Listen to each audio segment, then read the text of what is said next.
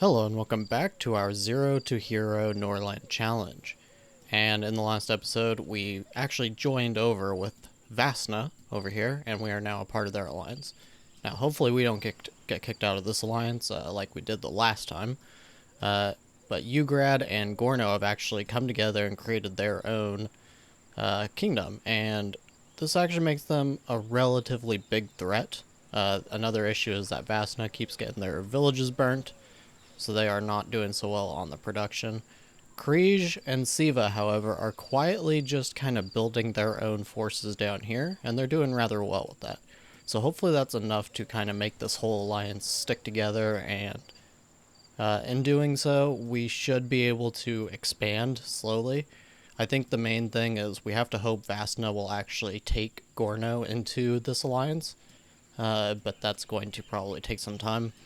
And the other thing is we keep getting super unlucky even when we do see other towns.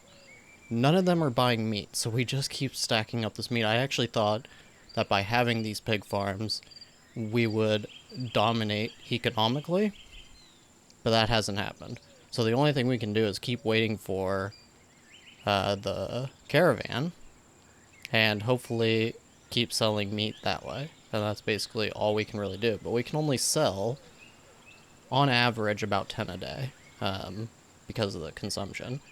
We can actually up that to probably about 15 per day if we're willing to take a little bit of a loss, which we are at this point. We'd rather get some money rather than none. That's kind of where we're at right now, and Sadibor doesn't have really much knowledge left to learn. As you can see, he's got the keeping prisoners and then nothing. Now what we could do, we could have him write books, but I believe it costs 2 paper, or it's either 2 or 3, I think, now for gray books, so that's kind of an issue as well. Okay, so we are going to wake Sadibor up and have him go study a little bit. Like I said, there's not really much of a purpose, but if we get completely done with studying with his mood, then we can actually just manage his mood at that point and not have to worry about studying until we get the caravan and hopefully get something decent as far as books go. Okay, today is a nice little interim day because he's only got, it looks like, 6? Yeah, about 6 things that he has to actually inspect today. So he should be able to get this done with some time to spare, hopefully, to just stop him from getting backed up for tomorrow. Of course, he still wants to go and do other things every single time I try to do an inspection.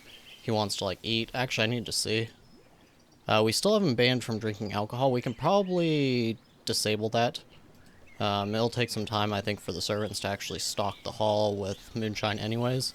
But tomorrow he can actually manage his mood that way probably and actually start drinking alcohol and just kind of dealing with his rest and things like that. Now if you look, actually, wow, look at this. Dwar actually has 8 in combat. Oh, how I wish we could actually make use of that.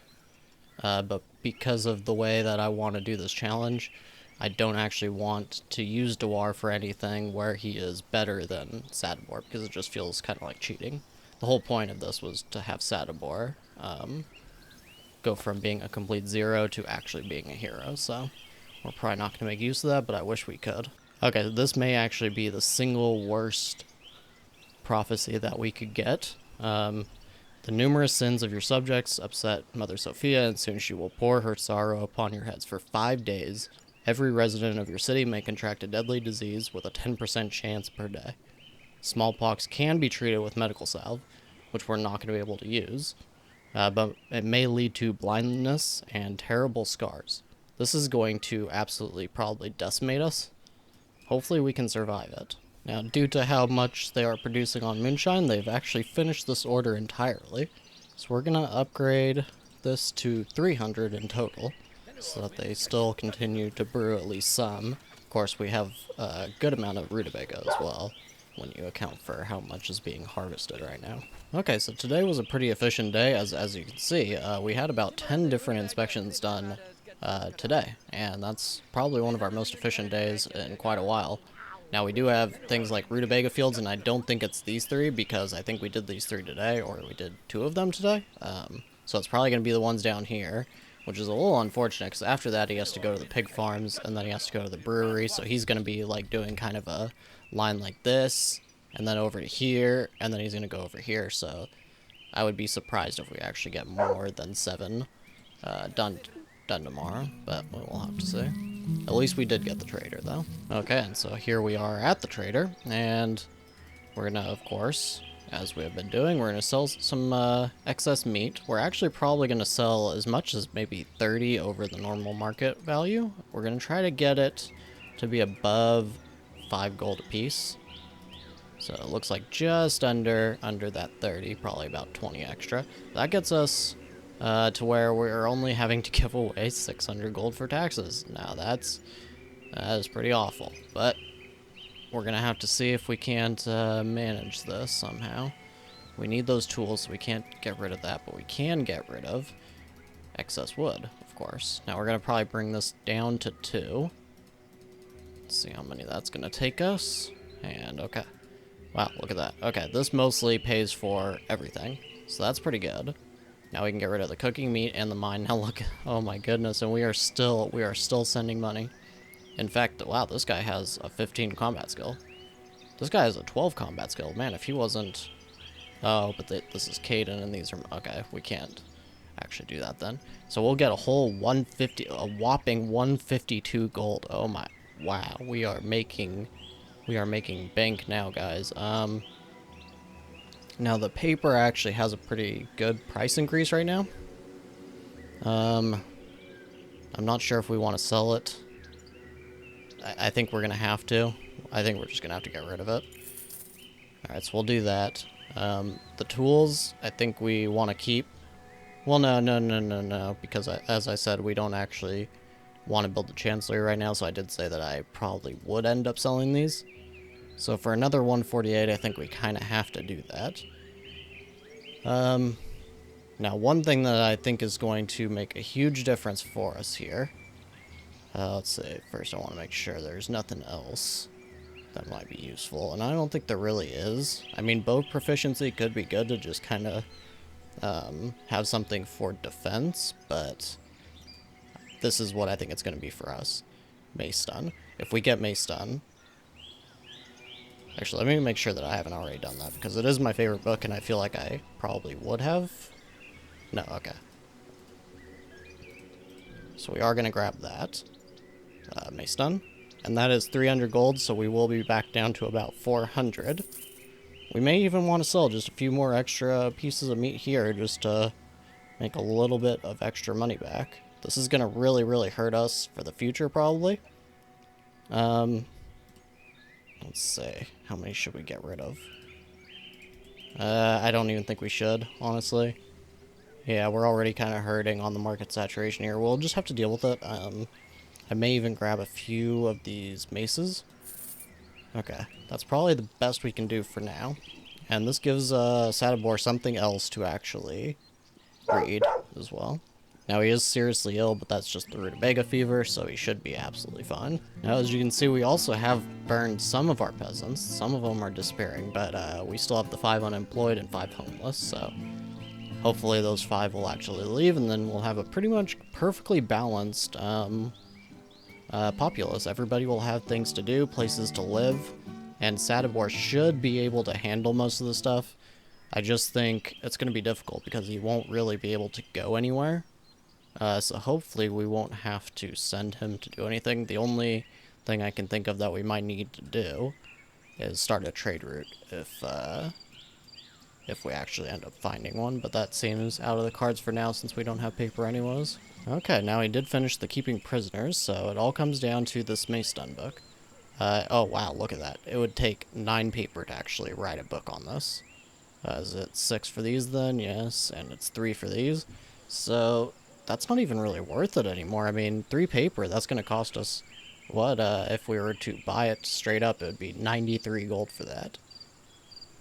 And these books barely sell for more than that, so, wow, it's kind of crazy, actually. Oops, I did forget to start the learning. There we go. We'll just let him pray. His mood is terrible, so we'll just kind of let him do his own thing for the next day or so. Other than inspections, of course. Nope, there is a fight. It's a bandit, and he's got a knife. Oh, luckily... Oh, nice. This guy has a spear. That is perfect. Usually I try to go with maces just because they're less likely to break, but spears, of course, are great against anybody who's unarmored, so against somebody like this, absolutely, absolutely amazing. He is bleeding a little bit, and, oh, it's a she going through menopause. Is going through menopause, that's funny, but, yes, so that went pretty good. Neva, of course, that's actually our commander, did very, very well. Good job, Neva. Oh, now as you can see, there is a cutthroat and he's just strolling right into Sadabor's home and nobody's doing anything about it. They all seem to just be sleeping. Some of them are actually eating. That guy's eating meat. Now, I know I'm allowing them to be sold, but it's kind of surprising because I don't think most of them stock up enough gold usually for that. But apparently he did. Good on him. He should actually be super happy about this, too. Mild hunger. Just says peace-loving. Okay, well, he hasn't gotten any kind of a... Oh, this guy has meat, too. Huh. That's quite good. Now, I'm actually going to see. He's finishing up morning service. I'm going to see if he will actually go and do inspections on his own, or if he's going to try to do something else. Kind of interested to see. And it looks like he only has 5 things that he actually has to do today, so he's going for an inspection. Okay, that's a good start. If he will just do this on his own from now on, that would be absolutely terrific. It will mean that the series will, for you guys, it will look like everything's going much faster, like days are just passing. I think I usually get about 3.5 days done per episode.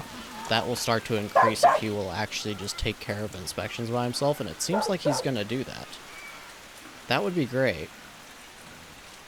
Ruler of Gorno actually just died.